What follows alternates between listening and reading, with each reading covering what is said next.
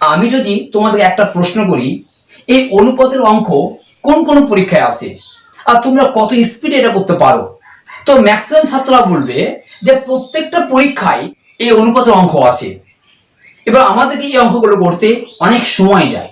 আজ আমরা এই ভিডিওর মাধ্যমে খুব শর্ট টেকনিকের মাধ্যমে শিখবো এবং আগামী যে ভিডিওগুলো আপলোড করব এই অনুপাতে রিলেটেড, যার মাধ্যমে তোমরা যে কোনো পরীক্ষায় একটা করে বা দুটো করে কমন পাবে। তো প্রথম যে অঙ্কটা আছে আমাদের, দেখো, যদি x এর 10%, y এর 20% এর সমান, তাহলে x অনুপাত y কত? আগে আমরা শর্ট ট্রিক শিখি। তো প্রথমে তুমি ভাববে যে আমাকে x অনুপাত y টা বের করতে বলেছে, ক্লিয়ার? তো এক কাজ করবে, যেটা y দিয়েছে কত পার্সেন্ট, 20%, তুমি এই জায়গায় 20% বসিয়ে দিবে। এবার দেখো x এর কত পার্সেন্ট, 10%, তুমি অনুপাত 10% বসিয়ে দিবে। দেখো, তো উভয় পক্ষে একটা করে শূন্য থাকছে আমাদের, তো শূন্য দুই যদি আমরা কেটে দিই তাহলে উত্তর কত আসছে, 2:1। খুব সহজে না? আর যদি এটাকে একটু বড় করে দেখি, দেখো তোমরা বলবে না বড়টা করতে যাবো না, আমরা কি করে, দেখো x এর মানে কিন্তু গুণ জানি আমরা, x এর গুণ 10% অর্থাৎ 10/100 সমান সমান বলেছে আমরা। তো y এর কত পার্সেন্ট বলেছে, 20%। তো যদি আমরা কাটি, শূন্য শূন্য কেটে গেল, এখানে শূন্য শূন্য কাটলো, 5 দিয়ে 10, অর্থাৎ x/10 এবং y/5, 5 1 are 5, 5 2 are 10, তাহলে x/2 সমান y/1। তো যদি এটা আমরা ক্রস মাল্টিপ্লাই করি তাহলে দেখো কত হচ্ছে, 1x অনুপাত y 2 অর্থাৎ 2y, তাহলে x অনুপাত y ইকুয়াল টু 2:1। তুমি এত বড় তোমাকে করতে হবে, তো আমাদের তো সময় নেই, আমাদের খুব অল্প সময়ের মধ্যে অঙ্ক করতে হবে। তো আমরা বলবো যে আমাদের 2:1 অ্যান্সার হবে। এবার প্রশ্ন হচ্ছে, সব ক্ষেত্রে যদি শূন্য না থাকে তাহলে আমরা কি করব, তারও একটা অপশন আছে। দেখো, তবে যে কোনো অঙ্ক হোক না কেন, দেখো সেকেন্ডটা কি দিয়েছি আমি, যদি y এর 10% x এর 50% এর সমান, তাহলে x অনুপাত y কত? দেখো এখানে x ছিল, x এর পরিবর্তে y দিয়েছি, y ছিল, y এর পরিবর্তে x আছে, তোমাকে জাস্ট উল্টিয়ে দিয়েছি, কিন্তু দেখো উত্তরটা কিন্তু সেম চেয়েছি। তো তুমি যদি একইভাবে করে দাও তাহলে এটা একদম ভুল হয়ে যাবে। তো কি করবে, দেখো তোমাকে চেয়েছে, আচ্ছা যেটা চেয়েছে সেটা তুমি লেখো, y এর 10%, তাহলে y অনুপাত x লিখবে। আমি কি বলছিলাম যে উল্টিয়ে দিবি, তার মানে প্রথমে আসবে 50, তারপর কত আসবে 10, বসিয়ে দিলে।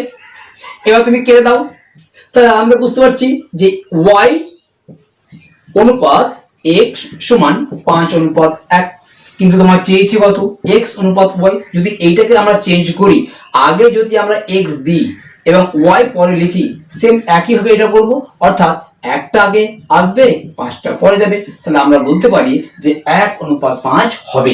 কিন্তু আমরা জাস্ট কয়েকটা প্র্যাকটিস করলে এই অঙ্কগুলিকে আমরা দেখা মাত্র উত্তর করতে পারবো। এবার থেকে আমি এই ধরনের ভিডিও পরপর আপলোড করব, যাতে করে এই অনুপাতের অঙ্ক তোমাদের কোনো সমস্যা না থাকে এবং সহজে তোমরা করে ফেলতে পারো। চলো নেক্সট দেখি। আমার এই ধরনের অঙ্ক কিন্তু বারবার আসে, আর এই ধরনের অঙ্ক অনেক রকম ভ্যারাইটিস থাকে আমাদের। তো আমরা একটা ভ্যারাইটিস নিয়ে আলোচনা করব। দেখো, a অনুপাত b তোমার দিয়েছে কত, 3:4, ঠিক আছে। b অনুপাত c 5:7, c অনুপাত d 8:9, চেয়েছে ad কত, ঠিক আছে। ad চেয়েছে, অর্থাৎ যখন তোমাদেরকে প্রথম এবং শেষ চাইবে তখন কি হবে, তুমি জাস্ট এটুকুকে অনুপাত মানে জানি আমরা ভাগ 3/4 বসিয়ে দিবে, 5:7 অর্থাৎ 5/7 বসিয়ে দিবে, তারপরে কত আছে 9:8 অর্থাৎ 8/9 বসিয়ে দিবে, ঠিক। এবার তুমি কাটাকাটি করো, দেখো 4 2 8, 3 3 9, ক্লিয়ার? তো দেখো আর তো কাটছে না, এখানে 7 আছে, 3 আছে, 5 আছে, 2 আছে, কাটছে না।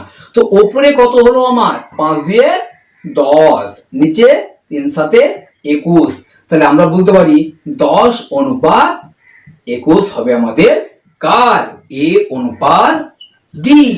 যদি আমরা একইভাবে এটা করি, তোমরা ভিডিওটা পজ করে দেখো, তোমরা অ্যান্সারটা করো, তারপর আমার সঙ্গে তোমরা মিলিয়ে নাও। দেখো এবার আমরা যদি তারপরটা করি, জাস্ট একইভাবে করবো আমরা। কি আছে, a অনুপাত b কত আছে, 2:3। তুমি 2 আর 3 বসিয়ে দিবে। তারপরে 4:5, অর্থাৎ 5 ওপরে 4 নিচে। তারপরে কি আছে আমাদের 7:8, অর্থাৎ ওপরে 7 নিচে 8 বসিয়ে দেবো। এবার দেখো যে 4 2 8, দেখো 3-এর সঙ্গে 5 কাটছে না, 4-এর সঙ্গে 7 কাটছে না, তাহলে কারোর সঙ্গে কারো কাটছে না। আমরা জানি ওপরের সঙ্গে ওপরে গুণ করতে হয়, 5 এবং 7 গুণ করলে কত হয়, 35 হয়। এবং 3 4 4, তাহলে 3 4 12, 4 12 48, আর বসে গেল 48। অর্থাৎ উত্তরটা হবে 35:48। কার অনুপাত এটা, এ এবং ডি। ডির অ্যান্সার হবে কত আমাদের, যে 35:48।